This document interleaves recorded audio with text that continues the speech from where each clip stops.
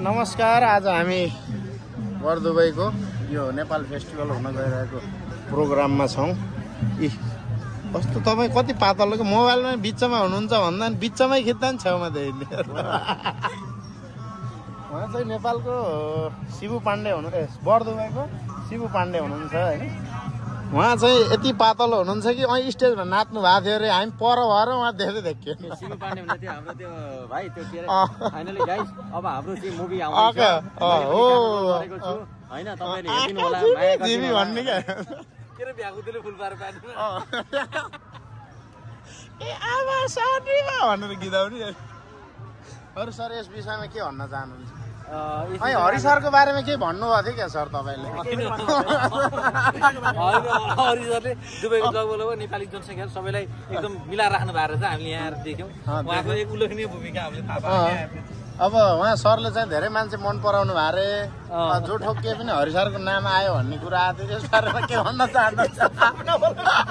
होइन त्यतिखेर त्यो भजन गाइरहेको थियो हरि हरि भनेको थियो। त्यही भएर होला। ल साथीहरू हामी सही मान्छे हो, हमेसा सही बी पोजिटिभ।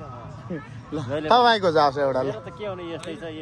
अब मिस्टर तिवारी मोटाउँदैछ, ज्यान पनि लाग्दैछ रमाइलो एकदम नेपाली। तपाईँ मोटाउँछु भनेको पोहोरबाट हो सर, कति बजे मोटाउनु भयो खै? अब ल फाइनली गाइज उहाँ औँलाबाट मोटाउनु सुरु हुनु भएको रहेछ। औँला चाहिँ मोटाएछ, अब ज्यान अब केही छिनमा मोटाउँछ। अब त्यो कोसेली होटलको हरियो सागपात अब खाएपछि अझै मोटाइन्छ नि त होइन। अनि त्यहीमाथि साउदीको भान्साघरमा भान्साघरमा चाहिँ साग कतिले केटी देखिन्न भने मान्छेले आउँदै साग खाँदै जाँदै केटी हेर्दै पनि खोल्दैन।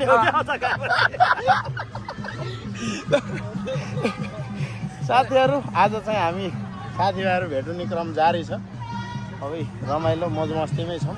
उता स्टेज छ फेरि। अब कार्ड चाहिँ हाम्रो कलाकार छ है, गीत गाउने समय आउला आउला टाइम नआउला नआउला पालो आउला नआउला, तर हामी चाहिँ उहाँले चाहिँ गाइसक्नु भयो होइन। उहाँकै गीतमा आएर उहाँ नाचेको टाढा नदेख्यो। भिडियो फेरि अरूले खिचेर आउनुहुन्न है, देखिनुहुन्न, उहाँले खिचे मात्र देखिन्छ उहाँको भिडियो।